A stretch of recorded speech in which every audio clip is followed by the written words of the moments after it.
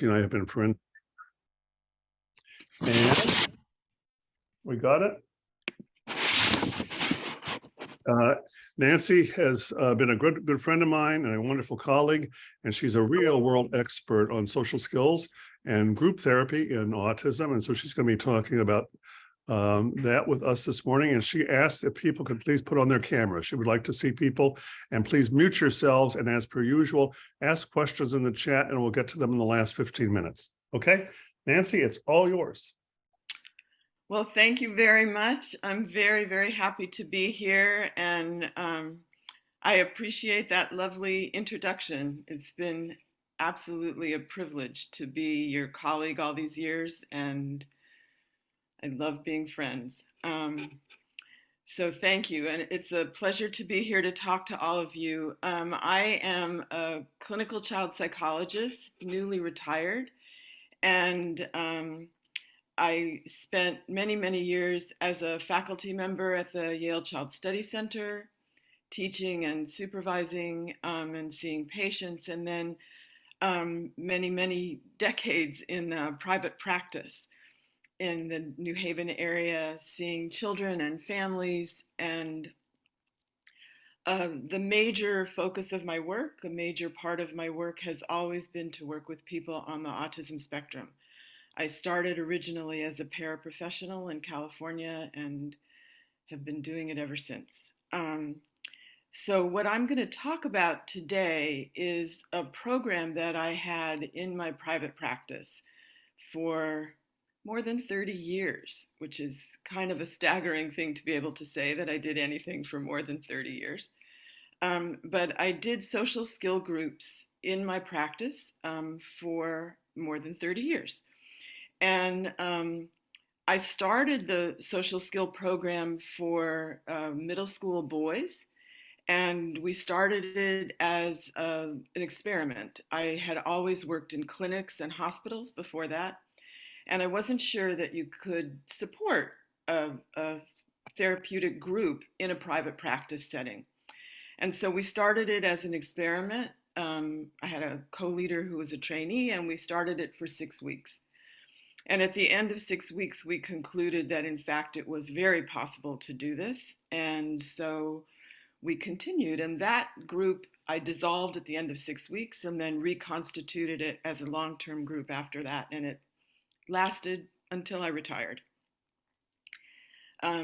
Since Dr. Volkmar is here, I'm going to tell a story from that group that is always his favorite story to hear about, that gives you an idea of what groups are like with this population.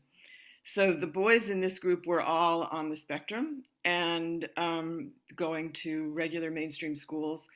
And one of them was about to go to his first dance, and he was very nervous about it. And so he was talking with the group about what should he do to prepare for this dance, and he concluded that it was just too nerve-wracking and he wasn't going to go. And the main thing that he was worried about was that he was going to sweat when he went to this dance. That under his arms and on his hands, he was really worried about it. So as we were talking, I said to him, here's the thing that you should know. Girls sweat. And he was absolutely shocked. It did not believe me. He thought that I must have my facts wrong. There was no way that girls also sweat. And I said, no, I was really quite sure that they did, and that although I was a grown up now, I had been a girl once upon a time. And I could remember, and I knew that for sure that girls also sweat. And so he was somewhat mollified, but not much. But he did go to the dance, and it was a big success for him, or at least a mild success. So from that group, that initial group, a program grew in my practice. So I had groups for very young children sort of coming out of preschool, in kindergarten, elementary school age, middle school, high school, and then young adults in the last few years of my practice. And the groups were really designed and intended to help people on the spectrum, people who were functioning at a level where they were part of the mainstream. They were in mainstream schools, they were sometimes in mainstream jobs, but they were struggling and needed a lot of help. The groups were long-term, open-ended groups, which I think is a really important point to think about for a minute. Many groups for people on the autism spectrum are time limited, and many of those groups do wonderful things for the individuals who are in them. And sometimes in schools and clinics, there's really no choice, and groups have to be short term or time limited. In my experience, it is so difficult for people on the autism spectrum to learn the kind of social skills that we want to teach them, that really the best chance they have of learning what they need to learn is to take it very slow and over time with lots of repetition, long term. That's when the meaningful change actually happens. In a limited time, people can learn very discrete skills. They can learn how to say hello and goodbye and thank you and please. But to really relate in a social way, sometimes even to be confident about what the names are of the other people in the room, they really have to be in a long-term group. The other thing that's really important, I think, for people on the spectrum to get the most out of a social skills group is for the membership to actually be diagnostically heterogeneous. So a number of different diagnoses in the group. Excuse me. People on the spectrum have a great deal to contribute to people in other diagnostic categories.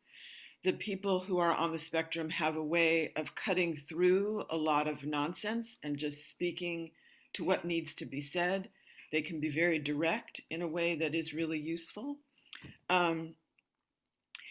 And by the same token, the folks who are not on the spectrum, even when they are struggling socially for other reasons, they are able to give the people who are on the spectrum an incredible perspective on the understandability, the acceptability of their behavior. They're able to give them pointers on social functioning that really would not be possible if everybody in the room was on the spectrum. So in the groups that I'm talking about, what we were really aiming for was the most naturalistic, the most fluid kind of social functioning that is possible to do in a therapist's office with two adults co-leading a group. So I'd like to tell you now some of the sort of foundational principles, the underlying notions for the groups that I did. And then I'll walk you through how the groups actually operated and tell you a bunch of stories. So the idea of a group like this is really that you want to create a social world. You really want to create a world that the kids, the members of the group, sometimes they're not kids, that they really feel like they belong to. It's an important social world.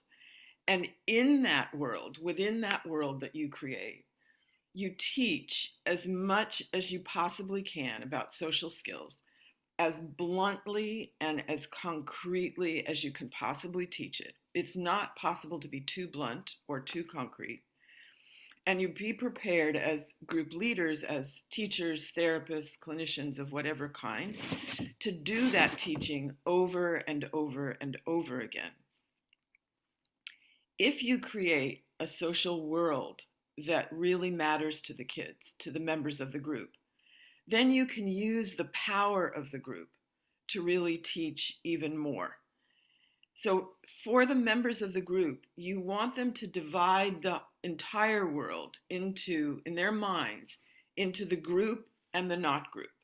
You really want the group to be this important, major arena in which they function, so that from meeting to meeting, they are thinking about the group, they are looking forward to the group, they are remembering what happened the last time they were in a group. So I want to tell you a couple of stories of ways that this can operate. So I had a group for elementary school age children a number of years ago, and the group was functioning very well. And I went out one day with my co-leader to start the group, and I found one of the boys, a longtime member of the group, was in the waiting room with his mother, and he was sobbing hysterically. And his arm, I don't know if you can see my arm, but from his wrist to the inside of his elbow was bright red. And he was crying, crying, crying. And so I said to his mother, what happened? What's wrong? And she said, well, he had to go to the dermatologist, and the dermatologist did a procedure on his arm, and it's really painful. So I expressed some sympathy and I said, why are you here? Like if it hurts so much and you just were at the doctor, why did you come to group? And the mother said to me, I tried to talk him out of it, but he told me that you had a new member coming today. A new member was starting, and he had to be here to help welcome the new member to group. So I was pretty blown away, but in a gratified way. And I said, that is a wonderful thing. So come on in. Everybody will feel sorry for you. Everybody will give you some sympathy, and you can help welcome the new person. And so he sniffled his way into group and had himself a really good time and helped to welcome this boy into group, the new member. Um, I have another story from a slightly older group, from the first middle school group that I did. When the groups are long term and open ended, kids stay as long as they need to. And then when it's time for them to go, we would have big graduation ceremonies for them, which I can tell you a little bit more about later. And so there was a girl in this group who was getting ready to graduate. She had done her work, her social functioning had improved, she had was doing well in school, she was in organizations. It was time for her to go, but she did not want to go. The group really meant a lot to her, and she was really upset about it and crying a lot. And one of the other boys in the group looked at her and he said, I'm going to tell you the mistake that you made. And she's like, what? What are you talking about? What mistake did I make? And he said to her, you told Dr. Moss when you made friends. He said, the thing to do is just make friends, but don't ever tell Dr. Moss that you did it. Because if you tell her, she makes you leave group. But just do it. Don't talk about it. So the girl said, well, I'm sorry I did, but we all talked about it, and she was able to leave. And the last I had heard from her parents, she was doing very well. So really the idea is you want to make the group so important that kids really feel a sense of belonging and they use it and they learn. A second major sort of principle of doing social skill groups from this perspective is that you need a theory to guide you. Many people who do social skill groups do them sort of a-theoretically. And I think that makes the job much harder.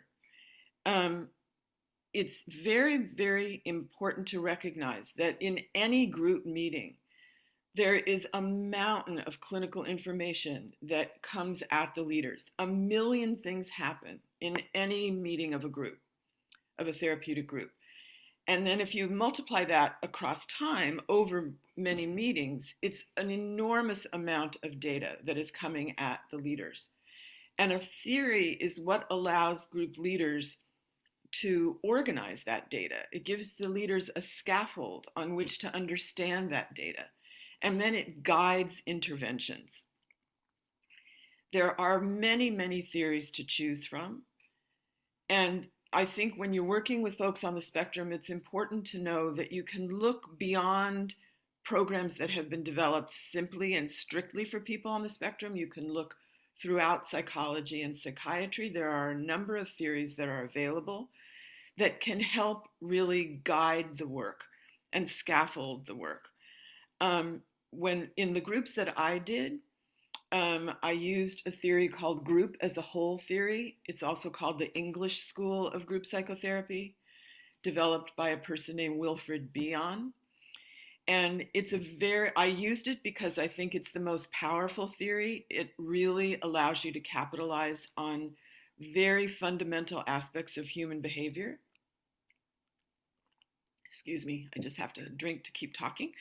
Um, so group as a whole theory is the theory that I think is the best, but it's not necessary that you choose the same theory as me, but it's really helpful to have a theory.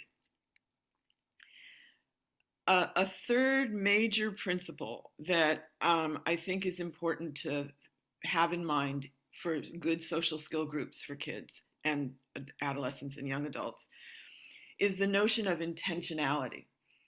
Um, as as a leader of a group like this, you should be as intentional, as deliberate, as self-conscious as you can possibly be about every bit of interaction with the kids of the group members from the moment they arrive to the moment that they leave.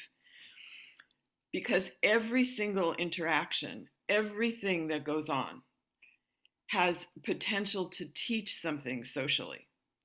How you walk from a waiting room to a meeting room, how you gather kids from classrooms and bring them down to the room where you're going to be doing a group in a school, how you get them from a clinic waiting room.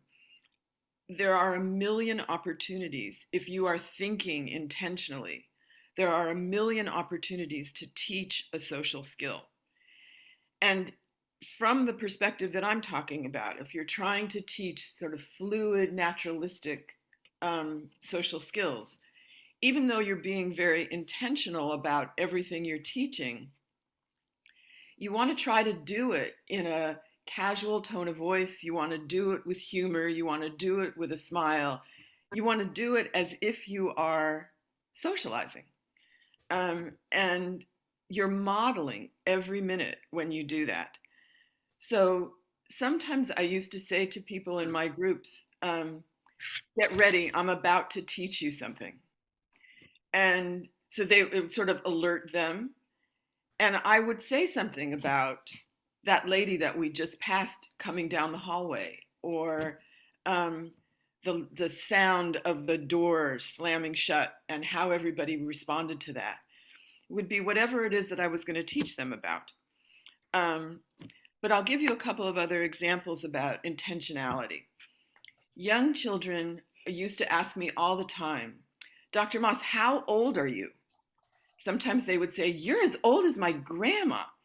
And that was like way before I was actually a grandmother myself.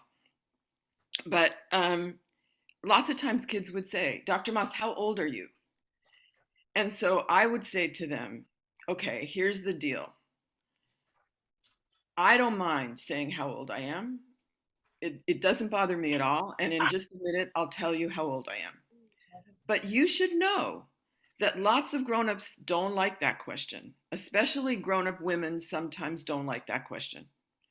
Sometimes people think it's not a polite question. So you should only ask people that you know really well. If you still want to know how old I am, I'll tell you. And then I would tell them because they usually still wanted to know. But I had used that moment to teach them something. Another example of what I'm talking about happened many, many years ago. It was in the youngest group that I did. It was this little kindergarten boy was in this group, and we were getting ready to leave. And so the kids were all gathered around the door of my office, and we were getting ready to go out it was the end of the group. And somehow or other, I still to this day don't know exactly how this happened, but his arm, the back of his upper arm got caught in the doorway. The door shut and it caught the skin of his arm. And he yelled out and it really hurt. And everybody got really scared, especially me. I thought, oh my God, I've let a kid get hurt in my group. And so we all gathered around to see if he was okay. And he was crying. And I pretty quickly determined that he wasn't seriously hurt. And he really was all right. And I was calming him down. And I looked up and all the other kids in the group were like right around us. I mean, they were like inches away and everybody was completely focused on what was going on. They were really scared. And I said to the boy who'd been hurt, I said, look around. all these people care about you. All these people, it matters to all these people what just happened to you. They want you to be okay. And so he looked around at the group and he sort of sniffled and he said, "Thanks, guys. You are the best group ever." And so that is an example of what I mean by using things in an intentional way to really teach about social connectedness. Okay, so a few other characteristics of groups that are really important. If the group is going to be effective, it has to be really well structured and highly, highly predictable. So by that I mean what happens every week has to follow a structure that is really recognizable to the group, and it has to be incredibly dependable, reliable, and any change that is made, the group needs preparation for it and explanation and modeling from the leaders. The reason for this is that doing the work of a therapeutic group, any kind of therapeutic group, but certainly a social skills group for people on the spectrum, doing that work is incredibly hard. It's a hard task. If it wasn't hard, they wouldn't need to come to a group like this. So in order for them to feel enough confidence in the leaders, in order for them to feel safe enough in the group to do the work, the group has to be utterly dependable and reliable. Another characteristic of groups that are trying to help people on the spectrum is that there has to be incredibly blunt feedback in the group. And I would always say to the people that were in my group that it was part of the responsibility of being a member of the group to be ready to provide helpful, supportive feedback to one another. They were expected to help each other. The leaders had clear responsibility for keeping the group safe, for teaching everything that needed to be taught. But the members had the responsibility of listening to all of that and helping one another. So sometimes people would worry that if we talk too bluntly and too publicly in the group, that somehow we were being rude or somehow we would be embarrassing people or upsetting them. And I can tell you from more than 30 years of experience, it's not rude and it doesn't embarrass people if it's done in a forthright, clear way where it's abundantly evident that the point is to support one another and teach. So I'll give you an example. There was in my elementary school group one time, one of the members had had a psychological evaluation and had been told their diagnosis. As group leaders, we would never say the diagnosis unless the parents gave us permission. But it was pretty well known in the group that everybody had a diagnosis. So this one particular member of the group had just found out theirs, and they came to group and they talked about it, and they said now they knew they had letters after their name. So the group wanted to know, so what are the letters after your name? And the kid said ADHD. Those are the letters after his name. So several of the other members of the group said, yeah, those are the same letters after my name. This was a long time ago. So another kid said, no, I have different letters after my name. After my name, I have PDD. So probably you all know what that is. That was pervasive developmental disorder. We don't use that diagnosis now, but we did then. So the kids could explain pretty well to each other what those letters meant, ADHD, PDD, they had several others. The ones that they didn't know, they asked me and I explained them. And then one of them wanted to know, one of them looked at me and said, Dr. Moss, do you have letters after your name? And I said, yeah, I do. And they said, well, what are the letters after your name? I said, PhD. And they said, well, so what are those letters? What do those mean? I said, they mean I'm supposed to be able to help you. And the kid said, well, that's good. That's good. You're doing that. So for the whole group, the idea that they had diagnoses, the idea that there were letters after their name that doctors had given them, it had no sting for them. It was really just forthright. This is what we're all working on. We're in this together. Let's roll up our sleeves. Um, okay, another characteristic that's really, really important, or another feature of a group for really any age, but certainly children and adolescents, is that the leaders have to have a clear behavior management plan in place, in mind, to keep the group going well.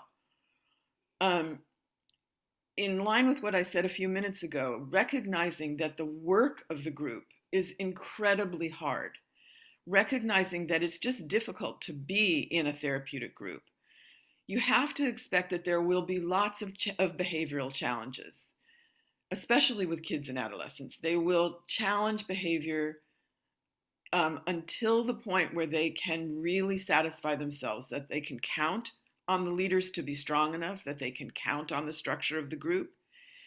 And then usually the behavioral challenges recede.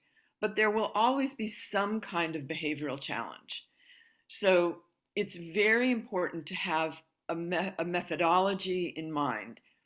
If we have time at the end and you're really interested, I'm happy to tell you the sort of schema that I worked out for behavior management. But that's kind of a discussion in itself. But it is just really important to know, to expect that there will be behavioral challenges. It doesn't mean that anything terrible happened. It doesn't mean that the leaders did anything wrong. It's just part of the nature of the group. And you have to have a good method that's not harsh and not punitive, but really gets the point across to manage the behavior. Finally, I would say, just in terms of these general characteristics, that with all that I've just been saying, it's also important that a social skill group be fun. It needs to be pleasant. We're telling people on the spectrum that we want them to learn how to do the hardest thing in the world for them, which is to socialize. If we're telling them that they should do that, and we're trying to teach them how, we should at least make it pleasant as much as we possibly can. So as I would always, as much as I could, I would use humor, I would use self-disclosure, I would use modeling with my co-leader of how to enjoy a relationship with another person. I would pay a lot of attention when I suggested activities to the kids, to the members of the group. If I suggested an activity and they said, "Do we have to do that?" I would not think that they were misbehaving. I would think I didn't design this activity right. If I designed the activity right, they never complained about it. They always wanted to do it. So I would look for every opportunity to point out what was pleasant and to talk to the kids about looking for pleasure in the world and seeing how other people, interacting with other people, could bring pleasure into their lives. So, given all of those sort of basic principles and characteristics, let me tell you just a little bit more specifically about some of the groups that I did and how we organized them. So I said a little bit ago that it was really important to have a very clear structure for group. So a clear agenda is a really helpful thing. So I'm going to try to talk a little faster so that I can tell you a little bit about how the agenda needs to shift according to age. So for very young children, elementary school age and middle school, for that age range, I mean, that's a huge age range, but there's a basic agenda that works pretty well. So we would start group with what we called talking time. And talking time was an opportunity for the leaders to make whatever announcements they had to make, let the group know what was going on that day, who was sick, what holidays were coming up. And then it was an opportunity for the group to share whatever they wanted to share with each other. with very young kids, you have to structure it very, very carefully, give each person a turn to talk, ask someone to comment or ask a question, and you often have to teach the difference between a comment and a question. As kids get older, you can have that talking time be more of a true conversation. And so we would be teaching kids how to get into a conversation. So sometimes one of the leaders would be leading the conversation and the other leader would be helping a kid get their turn. So they'd be waiting for the right moment and the other leader could go, okay, now. And then somebody could jump in with what their comment was to be in the conversation. But that first little bit is talking time. And then you can flip the order of these next two in the agenda depending on the particular group. But one of the next things is what's called free activity. So the idea of free activity is that the members of the group can basically do what they want with developmentally appropriate materials that are available to them. But the expectation is that they will be doing something with someone else. It's a social skills group. So every once in a while, if a kid wants to do something alone, we would let them, because I never wanted to give the message that socializing meant you sort of frantically always had to be with somebody.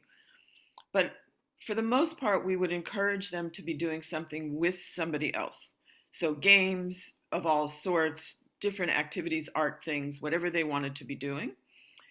And this is the busiest time for the leaders because the leaders are facilitating, interpreting, clarifying, helping, modeling, playing with them when they need you to. It's a free social time that the members usually need a lot of help with. And then there's a group activity. So group activity is when the leaders decide and plan ahead for something that everybody in the group needs to participate in. And the leaders decide it based on observations in the group of what skills the members of the group need to be learning. So I'll give you one example. I had an elementary school age group for girls at one point, and one of the girls came in and was really sad because she said she had nobody to play with at recess at her school because she didn't know any of the games that anybody knew how, and any of the other kids were playing. And we said, well, what do you see them playing? And she said, well, they do something with string, but I don't know what they're doing with that string. So we figured out that she was talking about, I don't know if you all remember this game, Cat's Cradle, but you can loop the string around your hands and you do it with somebody else and you get the string to go all different designs. And she said, there's something with string, but I have no idea what it is. And so we figured it out and we made it a group activity to play Cat's Cradle. We taught her, we taught everybody. They played Cat's Cradle for several weeks in a row. And she went to school and had something to do at recess. She had her own string and she played Cat's Cradle with the other girls in her class. And then we got a new member of our group who joined, and the new member said, what's that game with string? And so the one who didn't know it before taught her how to play Cat's Cradle. So that's group activity. Then there's snack. Food in a social skills group, I think, has a very important place for a couple of different reasons. So partly food is it's very helpful to give the kids, the members of the group, food because people who have trouble with social functioning often don't eat in a very appetizing way. It's not very pleasant for other people to eat food around them. And so it's a really good opportunity to teach a whole set of social skills about keeping food in your mouth, about not leaving a mountain of food on the table when you walk away. I used to say to the kids, if the parents have to clean up off the floor a big mess of your food when you leave their house, you're probably not going to be invited back. So it's part of what you're teaching with food is sort of how to do that in a socially appropriate way. But also the work of the group is just really hard, and it's really a relief to be able to give the kids something to eat. You always want to be careful about what you provide and provide the same thing all the time. Kids will always ask for different things, but it's part of being reliable in the group to keep the food the same. In the older age ranges, the food can just be out, not a special snack time. In the younger ages, you need to have an actually dedicated snack time. Um, and then there are two things that are really helpful in the agenda for concluding a meeting of a group. One is to keep a group journal. Um, so we would, in every group I did, we had a journal. I would go around at the end of every meeting and ask people what they wanted to remember about that group, about that group meeting. And people always had meaningful things to say. And I would read it back to everybody so they could remember about the meeting. And then the journal would go around and everybody would sign.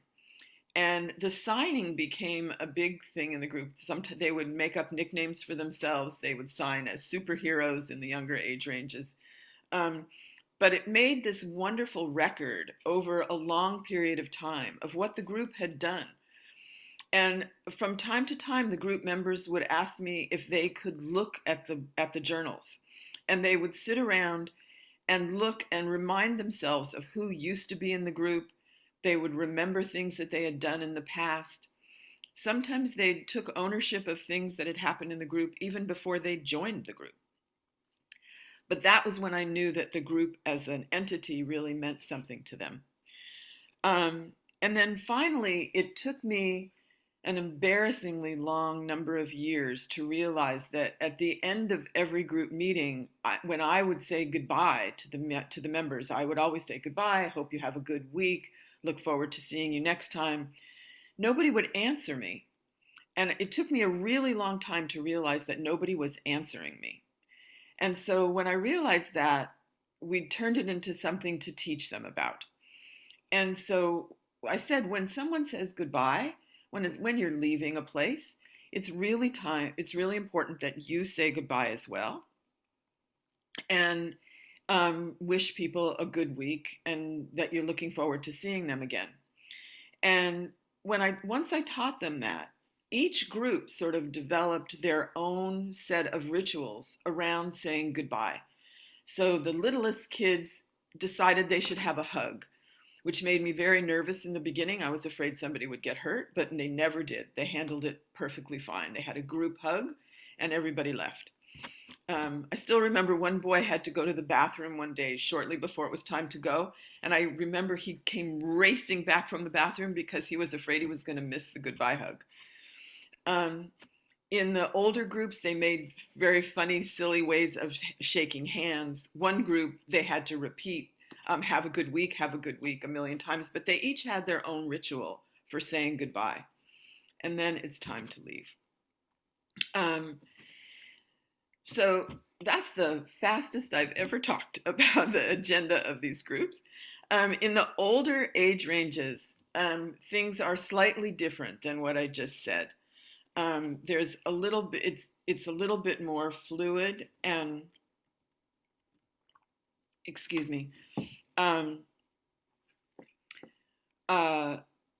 as I said, the food is out all the time. It's just sort of an easier thing for high schoolers and young adults to just get up, get snacks when they want to, come back to the group. And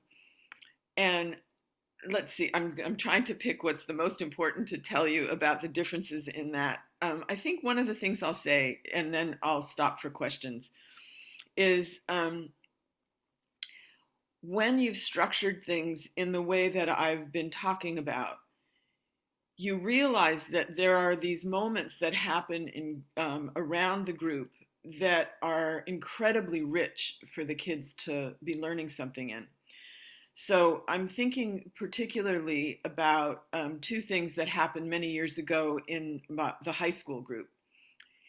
In this high school group that I had, the kids they had sort of all gravitated to their own chair in the group. I think most of us know when you go anywhere repetitively, you always sit in the same place. And these kids had. And there were two chairs in my room, in my office, that were perceived as the best chairs, the most comfortable chairs. So I had two high schoolers who were graduating high school. They were going off to college, so they would be leaving the group. So one day the group had a whole discussion about who was going to inherit from the two senior boys those two most comfortable chairs. The oldest boys had had the two best chairs, and now they were going to bequeath them to the ones who were staying. It never dawned on anybody in the group that you could sit wherever you wanted. It never dawned on anybody that I owned those chairs. If anybody could decide, it was me. No one thought that. These two senior boys bequeathed their chairs. And it was one of the boys, I still remember, who inherited, was like so thrilled that it was like such an honor that he got one of those chairs. I would never have thought to use assignment of chairs as something that was social, but it was very social between these guys. And in that same group, one of the mothers told me, at the time that I'm talking about, my group was in a big office building. My office was in a big office building on the third floor. And so the kids had to ride elevators up and down, and the high schoolers could do it themselves. And the parents would be waiting in their cars at the curb outside the building. And the parents told me that the best thing about group, the best sight, was watching their boys come out of my office building, because they were just like these high schoolers. They were kind of shoveling, poking each other and teasing each other and joking and waving goodbye and telling them they'd see each other next week. And it was the most mainstream social thing they saw their kids do. They loved that. Again, what I would never have planned for how they would leave my building, but it was clearly something that they were learning from and putting into practice some of the social skills they had learned. So I have about a million more things to say, but it is quarter till. And so I think that I should stop and see what questions you might. So Eileen, do you want to tell me, Sure. like that's what we had said we would do, because I'm Yep. not so good with this other stuff, but. Yeah, I have so I have one question. Well, I have a couple questions here, but the first one is there's somebody that's asking a question for a kid on the spectrum who cannot talk. How best can I help him with socializing? Who cannot talk at all? That's what Okay. it says. Yeah. Okay. So that for somebody at that level, I guess part of the question would be that I would need to know, excuse me, is why they can't talk, if there's some particular explanation or reason. But I think in all likelihood, it would be a slightly different kind of social skill group that would be helpful for this person. So if this person could use an alternative form of communication, if they had some way of reliably and fluidly, so I'm seeing the answer in the chat. Yeah. Sorry. That's all right. Okay, so thank you. So who's asking me this? I want to see who you are. Where are you? Oh, there. Okay. And then it also says that he has a communication iPad. Right. So it all depends on how fluidly he can use the communication iPad. So in my experience, if you set a social skill group up in the way that I've been talking about, the group can accommodate to all kinds of things. But you have to teach the group to what they can expect and what to do. So if a person can use the communication pad fluidly and can understand speech that is given to them, they could participate in a group like what I'm talking about.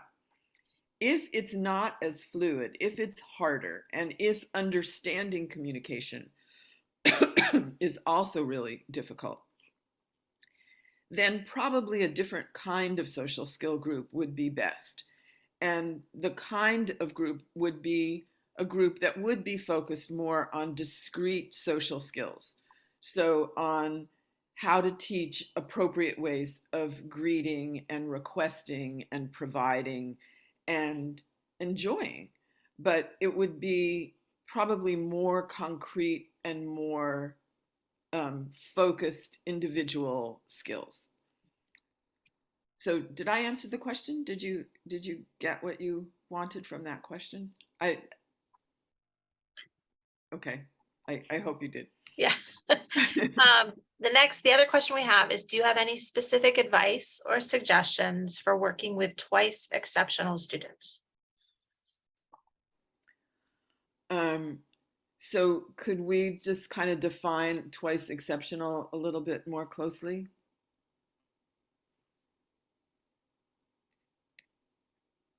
It's fine with me if you talk, but Gifted with autism is what they're oh putting out. yes, Yeah. absolutely. Absolutely. Um, so I had lots of gifted kids in my groups, and they do very well in the kind of group that I've been describing.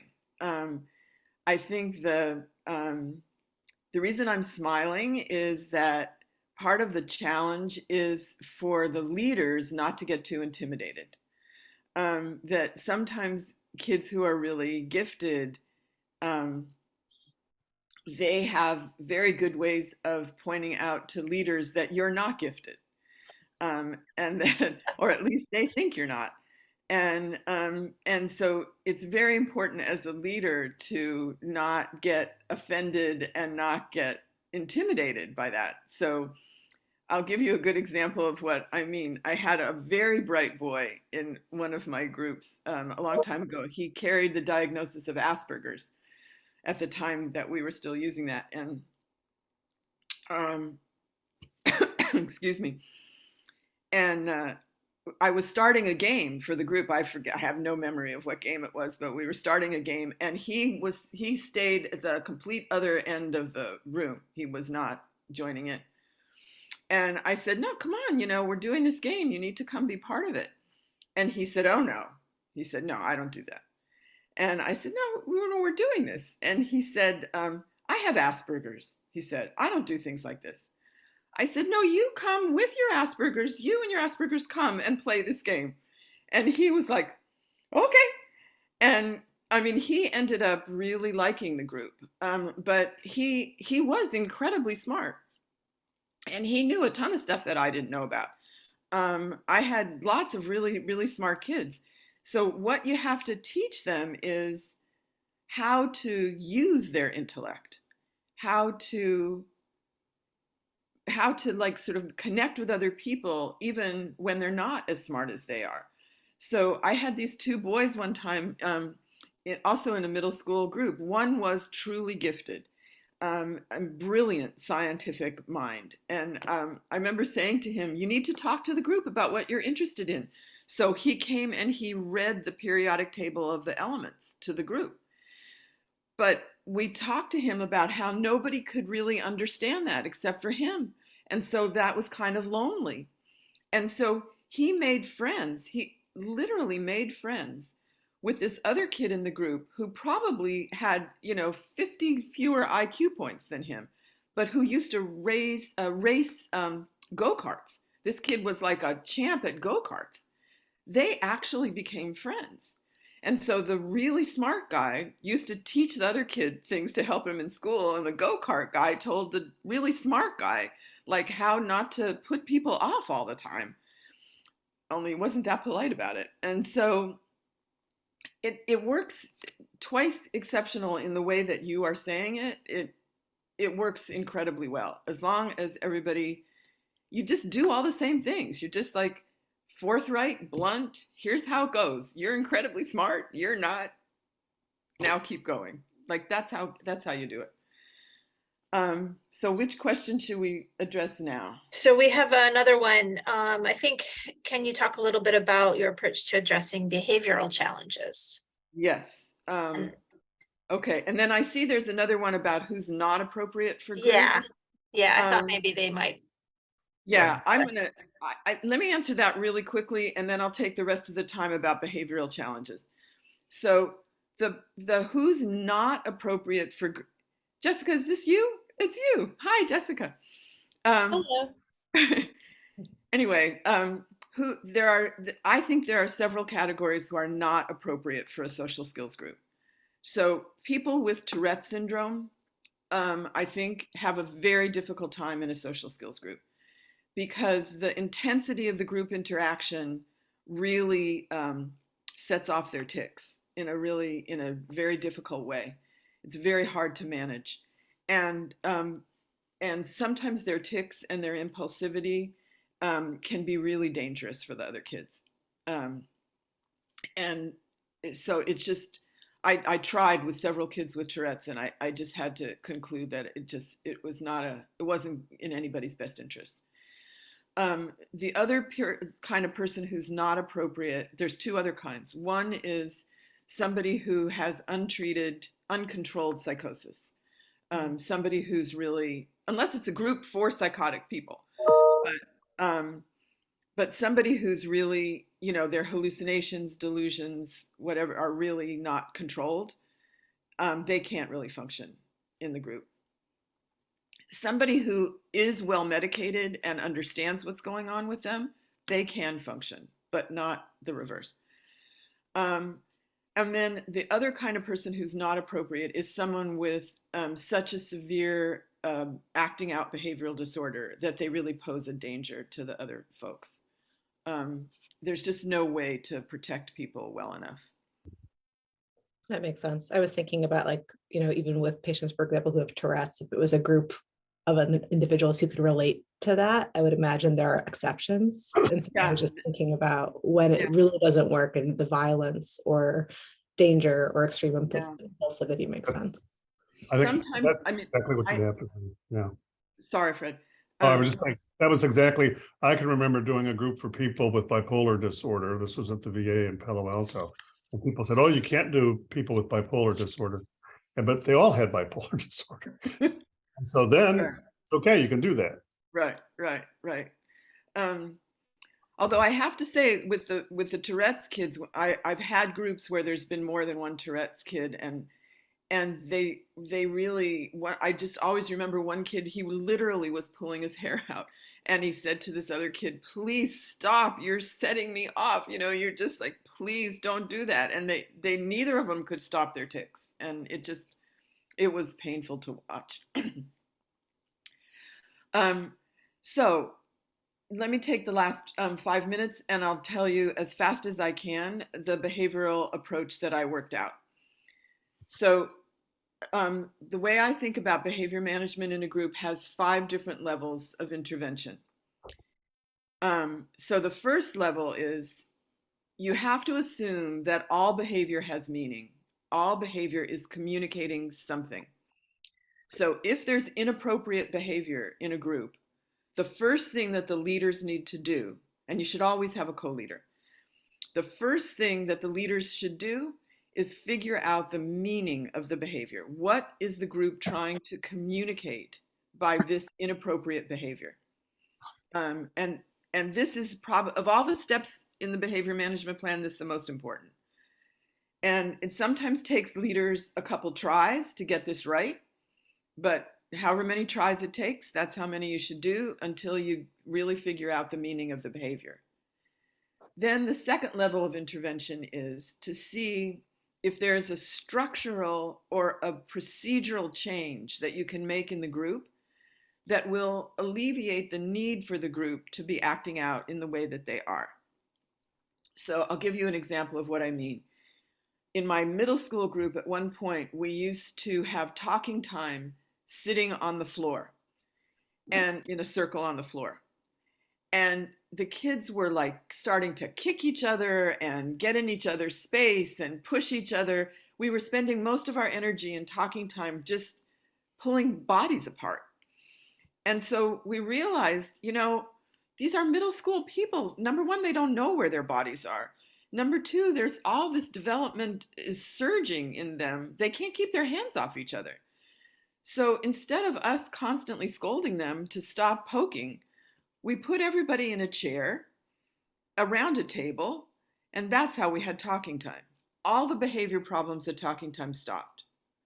And we were able to just do the talking.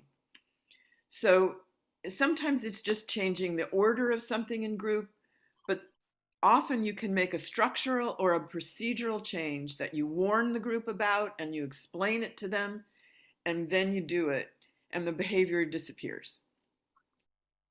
But not always. So sometimes you go to the third level of intervention, which is that you have to really sort of call it out and interpret it. So you say, this is what you're doing that's not acceptable, not appropriate. This is why I think you're doing it. Here's a better thing to do. So a verbal interpretation and verbal guidance about what would be better. So I had there's not enough time for too many examples. So that's the third level. I have to say, if you've constituted a group pretty well, most of the time you don't have to get past the third level of behavioral intervention, but sometimes you do. And so the fourth step, the fourth level of intervention, is setting a verbal limit. So really you say, you can't do that anymore. You need to stop doing that, and here's why. Some kind of a verbal limit. And again, the overwhelming majority of times, you won't get past that, but sometimes you do. And so the final level of intervention is really a physical limit. So you actually, this behavior is so unacceptable, you have to miss out on interacting for the next 2 minutes, or you can't be part of this game until you stop this, or we all are going to go sit over here and you can't join us till you stop. Some sort of a physical limit. So I guess that a really cautionary thing that I should say before we totally run out of time is that in terms of behavior management, you want to turn yourself into a complete pretzel. You want to do everything possible rather than remove somebody permanently from group. Removing somebody from group is experienced by the group as incredible aggression from the leader. It's experienced as an assault by the leader. And truly, I don't mean to sound melodramatic about it, but groups never get over it. They never forget, and they never get over it. So it's really helpful to do everything possible to constitute a group appropriately from the get-go, but then set behavioral limits that don't involve actually removing somebody. Sometimes you have no choice, but you should try everything possible not to. So as I said, I did these groups for over 30 years. I could keep talking for a really long time, but we are out of time. So thank you very much. Thank you, Nancy. This was great. My pleasure. I appreciate it. I really enjoyed talking to you. Thank you very much for your reactions. I hope it's helpful, and good luck in every group you do. Okay. Well, reminder just to people, next month we're doing bullying and autism, which is an interesting follow-up topic to this one. So we'll see everybody next month. Thank you again, Nancy. This was fantastic. I'm very glad. Thank you. Take care. Bye. Thanks.